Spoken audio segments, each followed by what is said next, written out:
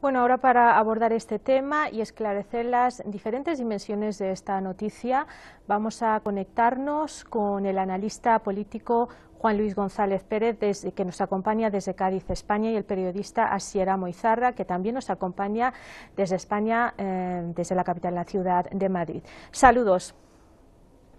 Hola, ¿qué tal? Sí. Hola, ¿qué tal? Bueno, como primera pregunta, señor González Pérez, ¿qué mensaje tiene esta masiva participación de tanto los iraquíes como los iraníes en las ceremonias de luto por el martirio del teniente general Qasem Soleimani y el número 2 de las fuerzas de movilización popular iraquí? Bueno, está muy claro que después del rechazo tan brutal que ha concitado la comisión de este atentado terrorista, si Estados Unidos de alguna manera pretendía doblegar al eje de la resistencia o fracturarlo o achantarlo, asustarlo, desde luego no lo han conseguido. Esto lo único que está demostrando es que cada vez el eje de la resistencia es más fuerte y que acciones de este tipo lo que hacen realmente es unirlos más y determinarlos en seguir luchando contra el imperialismo norteamericano en la región. No han conseguido su objetivo, no tenía ningún sentido lo que han hecho, simplemente han agitado un avispero y bueno, los resultados los vamos a ir viendo a partir de los próximos días o semanas. Y desde luego Estados Unidos ha cometido uno de los mayores errores de la historia de la política exterior de Donald Trump. Sí, ¿y cuál es el legado que deja el teniente general Soleimani para el Oriente Medio y el mundo en general?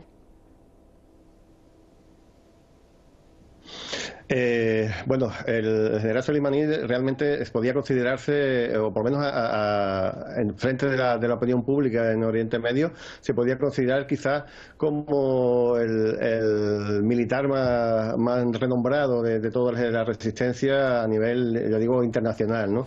Él es un auténtico héroe y seguirá siendo por siempre un auténtico héroe porque entre sus activos más importantes pues tiene el haber ayudado, el haber acabado decididamente con el terrorismo tanto de Daesh como de Al-Qaeda en Irak y desde luego también en Siria. Ese es el legado que va a dejar y por eso creo que era tan odiado por Estados Unidos, que es quien a la postre ha estado manejando a los grupos terroristas como si fueran mercenarios a su sueldo de su país para desestabilizar estos dos países que digo y para intentar apropiarse apropiarse de la riqueza petrolera y geoestratégica tanto de Siria como de Irak.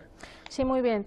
Ahora, señor Izarra, si es posible que también queremos saber su punto de vista sobre el legado que deja el teniente general Soleimani, no tanto para la región de Oriente Medio, sino que para la comunidad internacional, para el mundo en general. ¿Qué lectura tiene sobre eso?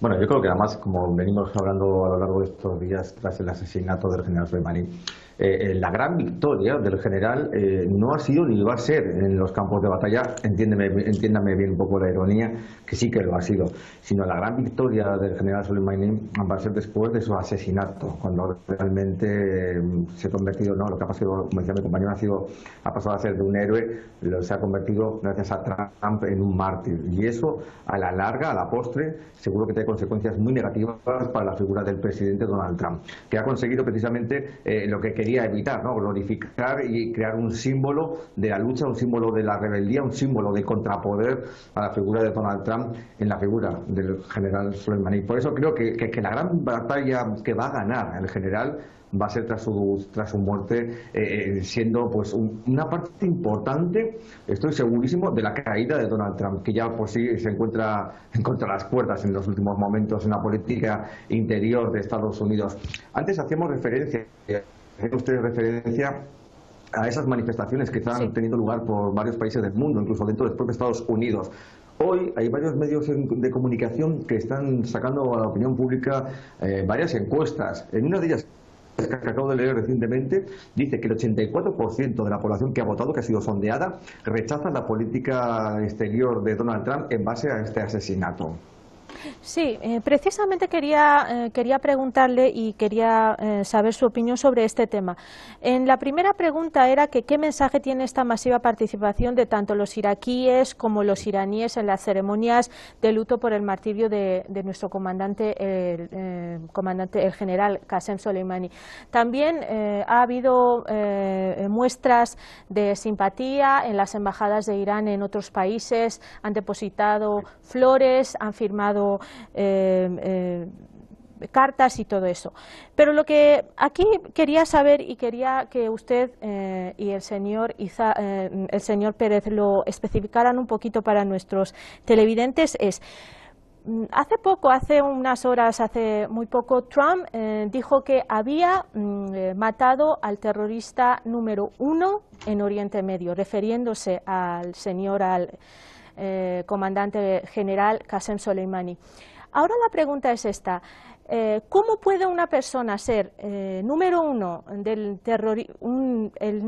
de los grupos terroristas en Oriente Medio, él mismo ser terrorista, pero combatir contra un grupo terrorista tan bárbaro como Daesh, y además que cuente con el apoyo de un pueblo como el pueblo iraní, y que, bueno, todas las imágenes hablan por sí solas? La gente está de luto, ha sido una persona muy apreciada por la gente iraní, no solamente por los iraníes, sino que por muchos pueblos.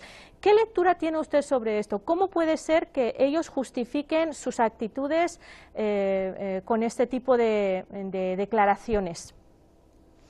Bueno, yo creo que Donald Trump lo que intenta hacer en este momento es, se ha dado cuenta, es consciente de que ha agitado un avispero que no debería agitar, es consciente de que su acción ha sobrepasado cualquier límite. No solo lo están diciendo los socios de Estados Unidos, que realmente ha habido una condena unánime, aunque podríamos hablar un poco también de ciertos aspectos que en esa condena pues igual faltarían algunos países, pero profundicemos en este asunto. Yo creo que Donald Trump lo que intenta hacer ahora de cara a la opinión pública es intentar quedar bien, poner de cara de terrorista al asesinado general Soleimani para intentar justificar sus acciones. Ese argumento se cae por su propio peso. Todo el mundo sabe perfectamente que el general es un cargo oficial, gubernamental además, y que tiene toda la potestad de un gobierno. No actúa al margen de la ley como sí que ha hecho Donald Trump, que se ha saltado varias leyes internacionales y varios estamentos internacionales con este cruel asesinato. En cambio, la opinión pública, la ciudadanía, la comunidad internacional reconocía al general Soleimani como un líder de las Fuerzas Armadas, como un destructor del Daesh y como una mente, digamos, estratega muy importante, no solo en Oriente Medio, sino para otros países, ¿no? Recordemos que sus acciones o sus lecciones han sido tomadas en cuenta en otros territorios, tanto en Siria como en Libia, como en otros países. Entonces, ese argumento ahora de que Donald Trump intente disfrazar su cruel acción como que ha sido una caza a un terrorista, eso es imposible. Eso lo cree él dentro de su despacho oval. Hasta sus propios colaboradores, lo estamos viendo en los últimos días, en las últimas horas, cómo vienen a decir que no dan toda la razón a Donald Trump. Ya no están todos con el líder. Es que es muy difícil mantener un núcleo duro de esta forma cuando ves que tu líder se está equivocando y toma acciones unilaterales de esta forma. Usted hacía mención a unas declaraciones, pero es que hace escasos minutos Donald Trump ha vuelto otra vez a romper su argumentario con unas declaraciones asegurando que él lo que quiere es evitar una guerra. ¿Cómo se puede evitar una guerra asesinando a un general, asesinando a varios altos cargos militares que están llevando una acción de pacificación en otro país? Sí, muchas gracias. Volvemos con usted en unos minutos. Ahora, señor Pérez, sobre la pregunta que le he planteado al señor Izarra, ¿qué lectura tiene su opinión, que es cómo puede ser una persona el terrorista número 1 de Medio Oriente y al mismo tiempo luchar contra un grupo terrorista bárbaro como Daesh, como ya sabemos lo que ha hecho, los crímenes que ha cometido ese grupo terrorista contra los pueblos de la región? ¿Qué lectura tiene usted sobre eso? Bueno, como comentaba yo anteriormente, lo que le molesta de Soleimani es que él ha sido el campeón de la lucha contra el terrorismo de Daesh y de Al-Qaeda, Al-Nusra, o como se vayan llamando, cambiando el nombre cada vez. Lo que hace Trump al decir esto es que le molesta que sus propios terroristas, que son los que ellos calificaban como sus propios mercenarios, que los que estaba utilizando para derrotar a los gobiernos de Siria y de Irak, pues realmente han sido machacados por la dirección de Soleimani y con sus aliados, ¿no? Lo que demuestran estas palabras es que pues que el líder de los terroristas es realmente Donald Trump. Es lo que está intentando hacer es un acto de pura propaganda absolutamente absurdo. Lo malo de esto es que, bueno, como tiene muchos medios de comunicación a nivel internacional que le pueden seguir, pues se harán eco de esta versión disparatada de la historia y seguramente pues haya mucha gente que lo pueda creer, ¿no? Cualquier persona medianamente informada obviamente lo va a considerar pues lo que es, ¿no? Un acto de propaganda absurda que no tiene por donde no tiene ninguna coherencia en sí misma.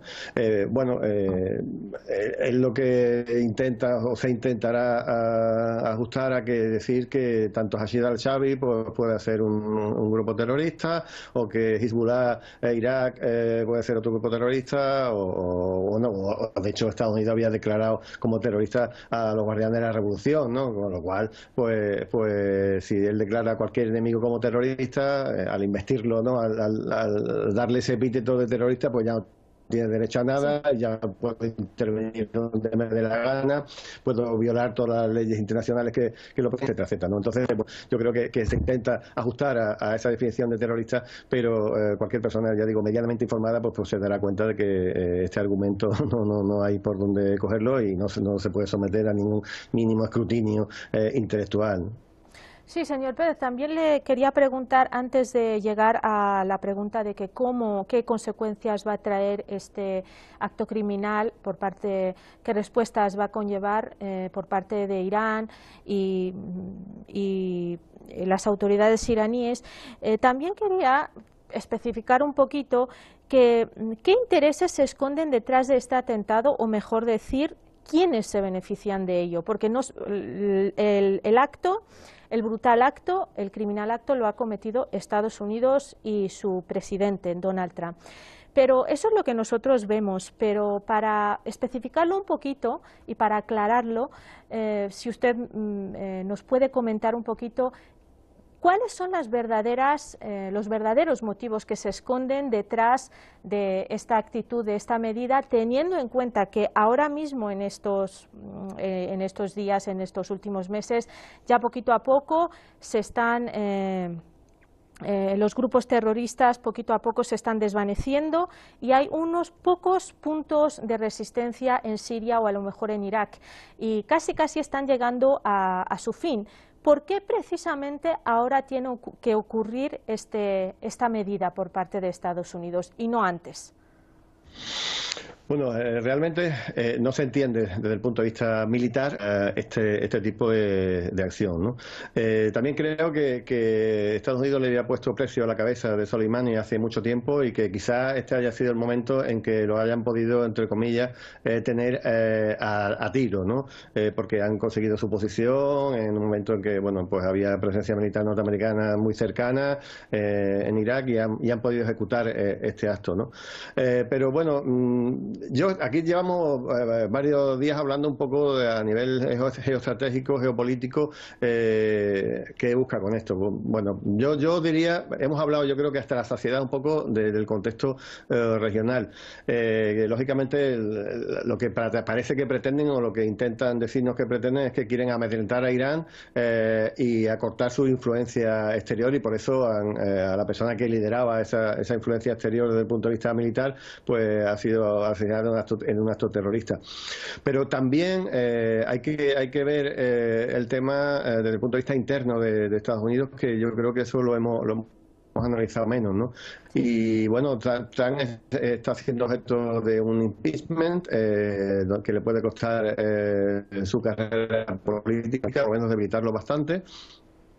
Y realmente estoy estando vídeos de Trump criticando a Obama porque atacaba a Irán y que parecía que quería hacer una guerra a Irán para ganar las elecciones en Estados Unidos. Este es otro factor que creo que es interesante analizarlo, digo, en clave más doméstica norteamericana, porque intenta distraer un poco la atención del electorado norteamericano sobre la situación de Estados Unidos y sobre los tejemanejes que ha hecho entre bambalinas que le han costado el impeachment. Y bueno, pues así la gente, pues lo típico, ¿no? La opinión pública, si le creas un enemigo exterior, cierra filas frente a su líder y se olvida de otros pecados que haya podido cometer, ¿no? Sí, muchas gracias. Volvemos con el señor Izarra. Señor Izarra, también nos gustaría saber su punto de vista sobre esta pregunta. ¿Cuáles son los verdaderos motivos de esta medida tan brutal de Estados Unidos y a quiénes beneficia, a qué países, a quiénes verdaderamente? Hombre, yo creo que tenemos que empezar diciendo que esto, y ahí difiero con algunos de nuestros expertos, no es una provocación por parte de Estados Unidos, no es una provocación más de Estados Unidos contra Irán. Para mí esto es una declaración de guerra abierta totalmente, ¿no? Estados Unidos ha dado ya, ha cruzado esa línea roja de la que esperábamos que no iba a cruzar, ¿no? Porque hemos visto cómo Estados Unidos y Donald Trump, sobre todo, ha impuesto sanciones, ha puesto bloqueos contra la República Islámica, ha amenazado a terceros países para que no negociaran, para que no trataran, para que no tuvieran comunicación con Irán.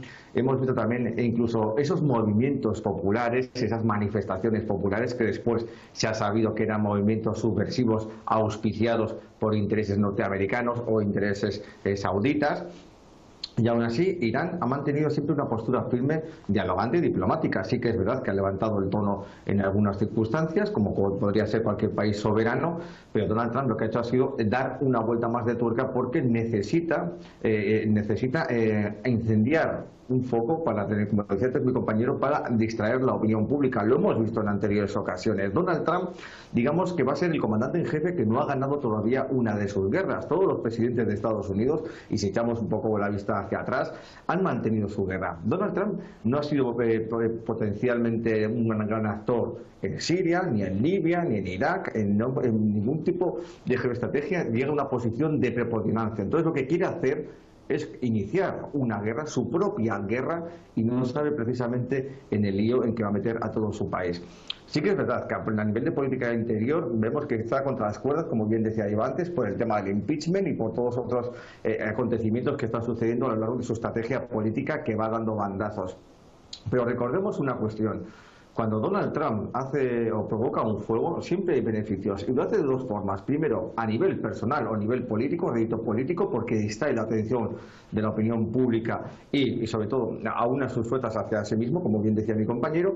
Y segundo, porque se generan ciertos intereses, anima y se animan sus socios, sobre todo sus socios emprendedores. Hablábamos antes de la bolsa, cómo ha crecido en Estados Unidos, con lo cual ya estamos viendo un interés económico también que crece, ¿no? Que está latente ahí, y vemos que con este tipo de acciones la bolsa, el poderío económico se incrementa, aumentan también las ganancias para esos lobbies. ¿Por qué? Porque se genera cierta tensión, esa tensión hace que los países se rearmen, los países que están, digamos, cercanos a un conflicto se rearmen, ¿no? Se quieren proteger. ¿Quién se beneficia? El lobby armamentístico que está manteniendo en el poder a Donald Trump. Entonces, ¿qué hacemos? Estamos viendo que hay más dinero por una parte, hay más poder por otra parte, hay más fuerza para Donald Trump, es más, hay más oxígeno para que Donald Trump aguante sus peores horas, sus horas más bajas por popularidad, por falta de estrategia y por falta de apoyo ya en Estados Unidos. Ya la economía estadounidense no es la gran capitana en los últimos meses y eso también se resiente. ¿Qué pasa? Pues que todos esos intereses crean una tormenta perfecta que apunta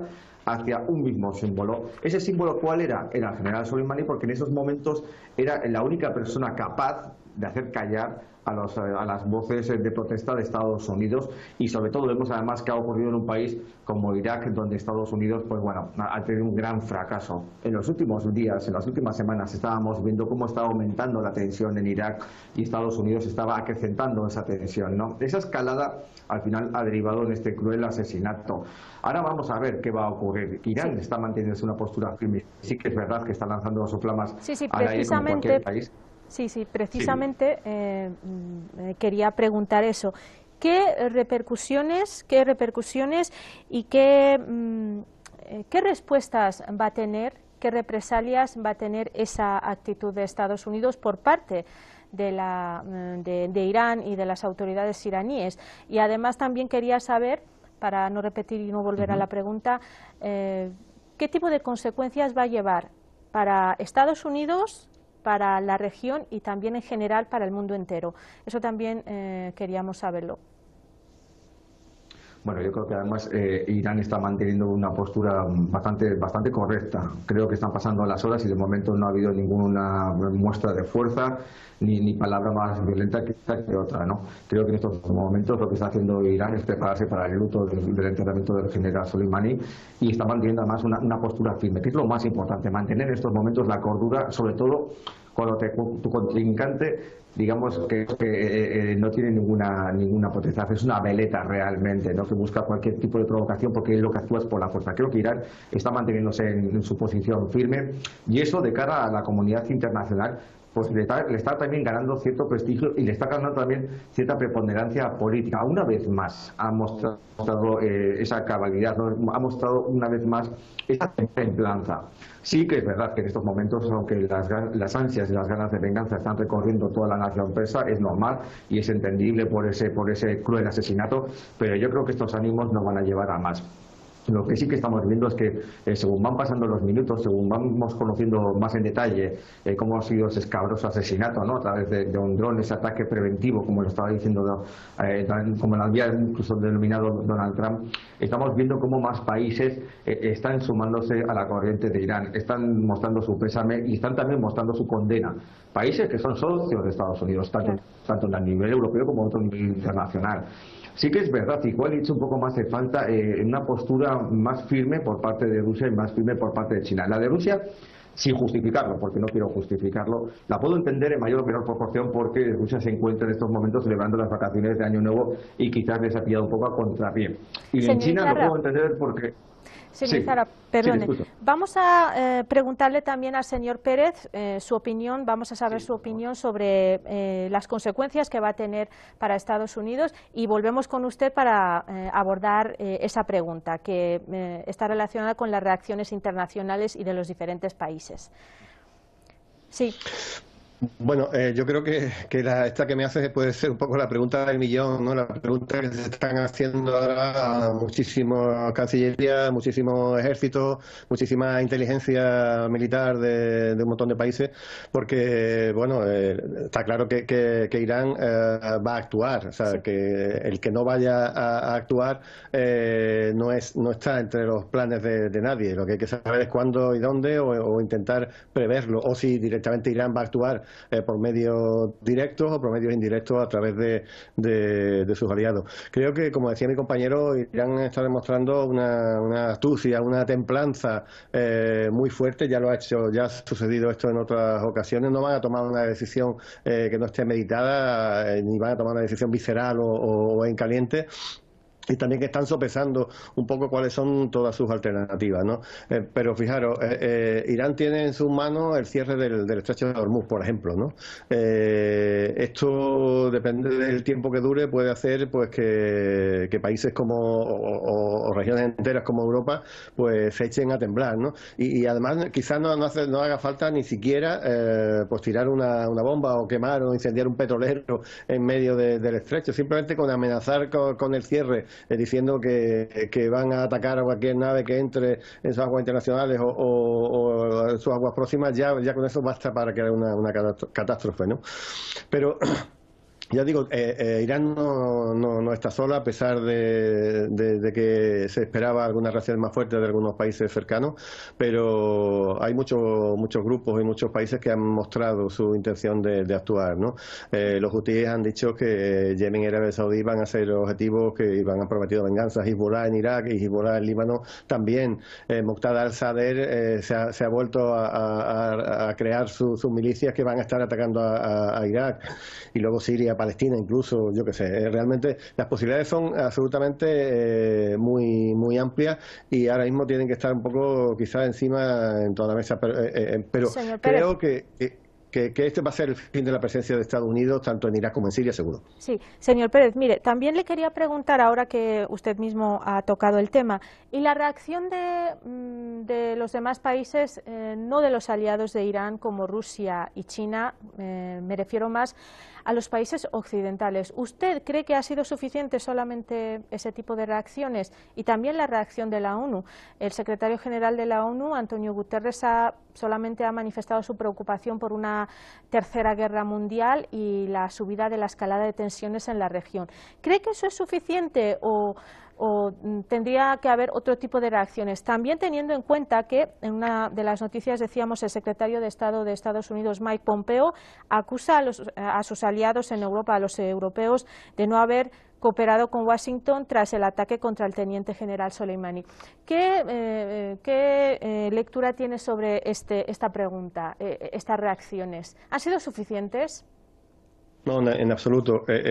Ante una violación flagrante del derecho internacional, ante convertir a un país miembro de la comunidad internacional en un país terrorista, en un Estado terrorista, el secretario general de la ONU no puede decir que le da miedo que haya una tercera guerra en el Golfo, que por favor que tenga contención en la respuesta a Irán, ¿no? Me parece absolutamente lamentable. Y bueno, de lo que Europa tampoco podemos esperar nada desde hace mucho tiempo, ¿no? Europa no tiene política exterior propia, simplemente hace seguidismo de Estados Unidos, aunque ahora parezca pues, que tengan ciertas discrepancias desde que llegó al poder a la Casa Blanca Donald Trump. Y bueno, destacar quizá un poco las palabras de Macron diciendo que Estados Unidos ha hecho lo peor que podía hacer o lo que ellos más temían, ¿no? Que era el asesinato de una figura tan relevante que puede desembocar en una guerra de máxima intensidad. Esa es un temor, yo creo que absolutamente fundado. Y por eso las empresas armamentísticas norteamericanas están subiendo en la bolsa de la manera que lo están haciendo, ¿no? Pero ya digo, es complicado pedirle nada a gente que jamás tiene voz propia y que a pesar de que Trump está en la Casa Blanca, pues ni la ONU ni la Unión Europea pues han sido duros en una flagrante violación de los derechos humanos y ni criticando un acto terrorista o humanicidio de este tamaño, ¿no? Sí, gracias. Volvemos con el señor Izarra, desde Madrid. Señor Izarra, ahora sí, las reacciones, ¿cómo las evalúa? Las reacciones de los países occidentales, en especial Europa, y la de la ONU, y también los aliados como Rusia y China.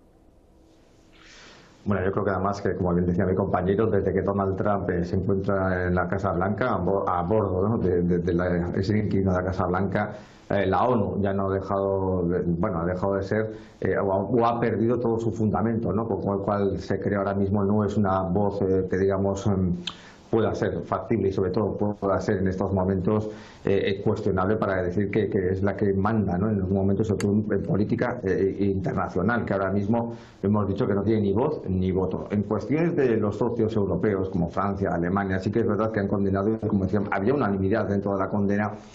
Pero ahora mismo lo que se encuentra y lo que tiene que hacer Europa, sobre todo al unísono, es mostrar una postura firme bien plantada para saber que Donald Trump no puede arrastrar a los países europeos a un conflicto armado, a una violencia desatada que ya de por sí, digamos que perjudica a los europeos, porque estamos viendo lo que ha ocurrido con el éxodo de refugiados, ¿no? De tanto de Siria como de Libia, que están afectando o han afectado al territorio, a las políticas migratorias de Europa.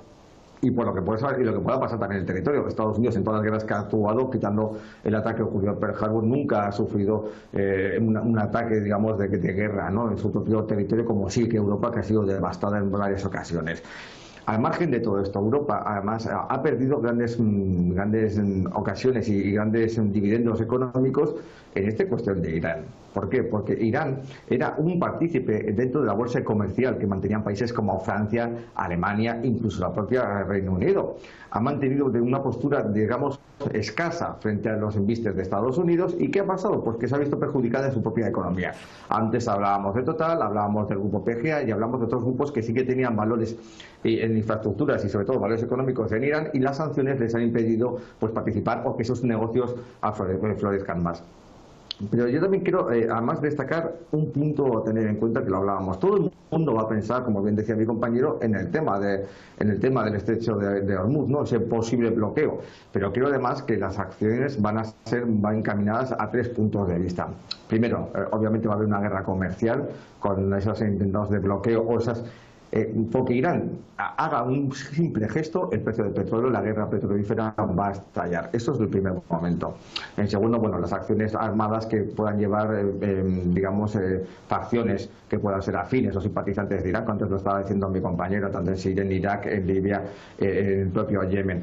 Y por último, tengo que decir una cosa más que afecta también a los países europeos. Tenemos que ver cómo se encuentra o qué puede pasar con ese acuerdo nuclear que mantiene Irán con países europeos. Recuerden que además Estados Unidos salió unilateralmente de ese acuerdo y acusa a Irán de estar creando o enriqueciendo uranio. ¿Qué va a pasar? ¿Irán qué posición va a tomar ahora? ¿Tiene la potestad Irán al verse amenazado de romper ese acuerdo, de crear su propia estructura nuclear para fines militares? Es una pregunta que nos tenemos que lanzar al aire, y sobre todo también, y hablando de las posiciones, digamos, de socios como Rusia y como China. Antes me quedaba en Rusia, pero hablábamos de China. China siempre ha mantenido una posición de larga distancia, porque sabe que su política y su economía son más productos de larga distancia y no entran en visiones cortoplacistas de la política que pueda mantener, en estos casos, Donald Trump. Nunca van a entrar en ese conflicto. Cuando se inició la guerra económica o la guerra digamos, de divisas con China, entre Estados Unidos y China, China mantuvo una posición firme que en estos momentos es la misma posición firme que está manteniendo Irán de cara a qué pueda pasar.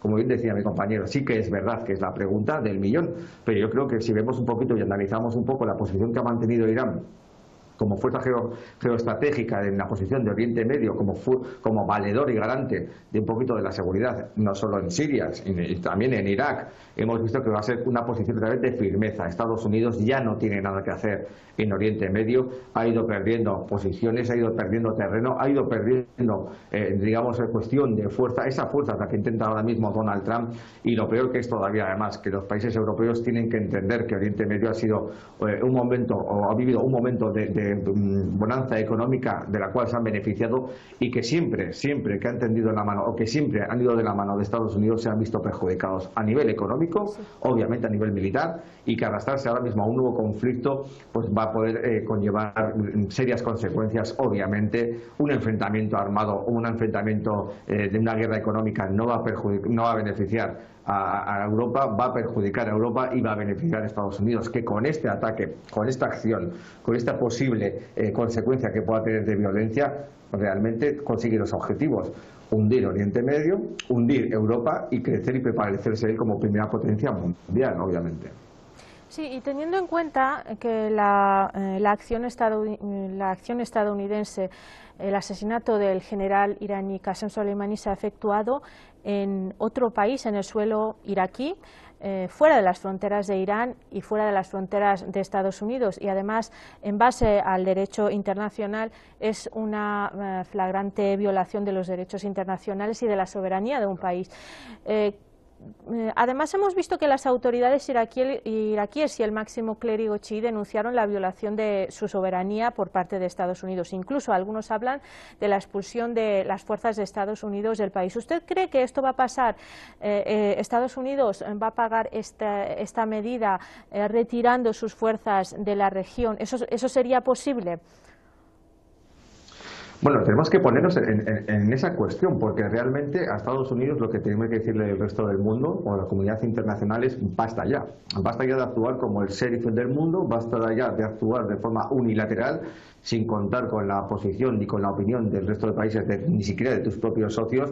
Y lo que Estados Unidos necesita ya no es un toque de atención, sino realmente necesita una imposición real que le ponga ya los pies en el terreno y que realmente tenga que entender que no es la primera potencia mundial que pueda o no le da, digamos, ese papel para actuar de forma unilateral en cualquier punto del mundo. Pero claro, si encontramos países como China o como Rusia, que realmente son los que puedan hacer o puedan contrarrestar esa fuerza y vemos que ahora mismo no tenemos una declaración firme, no tenemos una declaración de contundente, no tenemos, por ejemplo, un líder que se levante y ponga en su sitio a Donald Trump, pues claro, va a actuar de esa forma. Lo preferible fuera que obviamente Estados Unidos no solo saliera, sino que cumpliera los dictámenes de las Naciones Unidas, que cumpliera los dictámenes del derecho internacional y que actuara en base a eso. Pero claro, estamos viendo que Donald Trump, primero, no actúa de forma interna ni de forma externa en base a los cánones de la legalidad, actúa de forma unilateral y de forma personificada en él mismo, o sea, que él actúa como él quiere.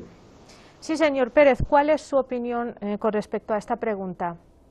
¿Estados Unidos dejará la región, retirará sus tropas por la expresa decisión de las autoridades iraquíes por haber llevado este ataque en el suelo iraquí? Bueno, creo firmemente que este va a ser el principio del fin de la presencia de Estados Unidos en Irak y por ende también en Siria. No tanto porque el propio gobierno, ahora mismo en funciones, va a pedir que la expulsión de los soldados norteamericanos, sino porque la cosa se va a volver absolutamente tóxica para Estados Unidos en todos los frentes.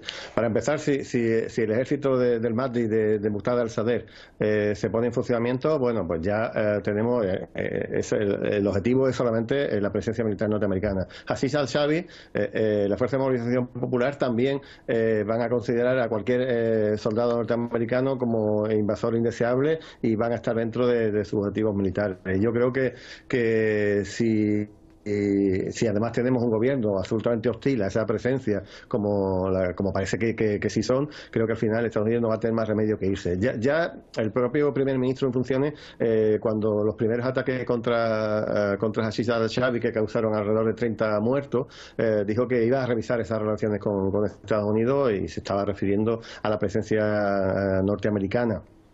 Ahora ya que los ataques han sido no más elevados en número de víctimas, pero sí en función de las personas que estaban liderando esa fuerza de movilización popular, que no podemos olvidar que forman parte del ejército iraquí, creo que esa decisión pues va a ser mucho más firme y van a pedir el final de la presencia en Irak. Luego, por otro lado, en Siria, pues estamos viendo cuando se acabe la gran operación de acabar con la última provincia terrorista en Idlib, ya lo único que queda son las fuerzas norteamericanas robando el petróleo de los campos al este del Éufrates, y ahí será mucho más fácil que cuando se vean que no tienen nada que hacer, que todo el ejército sirio va a estar absolutamente dispuesto a expulsarlos, que no tengan nada que hacer y se vayan. A pesar de lo que está sucediendo ahora, que la presencia norteamericana no para de crecer desde mayo y que se han autorizado, creo que alrededor de 3.000 nuevos marines en estos últimos días, ¿no? Después del magnicidio. Sí, precisamente le quería preguntar, ahora que usted mismo ha tocado el tema, teniendo en cuenta todo eso, pero seguimos viendo que Estados Unidos anuncia el envío de 3.000 fuerzas adicionales a la región. ¿Cómo ve la situación en el futuro cercano? ¿Al final se va a marchar o se va a quedar? A ver, de Donald Trump se puede esperar absolutamente cualquier cosa. Un día dice una cosa y al día siguiente dice la contraria. Creo que Donald Trump, y para empezar, no creo que tenga nada claro, pero por otro lado sí hay tensiones entre el gobierno norteamericano y el Estado profundo norteamericano, que son muchas veces quienes dirigen de verdad las políticas de larga data en Estados Unidos, ¿no? Entonces, ya digo, de lo que pase en esa confrontación interna en Estados Unidos, se condicionará mucho lo que suceda realmente. Pero, bueno, parece que Donald Trump lo tenía muy claro cuando llega al poder, diciendo que nos teníamos que retirar de un montón de guerras inútiles, que nos estaba costando mucho dinero, etcétera, etcétera, etcétera, y que American First, ¿no? America First. Vamos a trabajar solamente por Estados Unidos y por mejorar las condiciones de vida de nuestra población. Eso es lo que prometía, y con ese programa llega al poder. No se entendería que volviera a presentarse en unas elecciones con una nueva oleada de tropas en supuestas guerras inútiles. Yo creo que al final Estados Unidos, por culpa o por mor de este magnicidio, va a tener que irse, si no a corto, a medio plazo de estos dos países.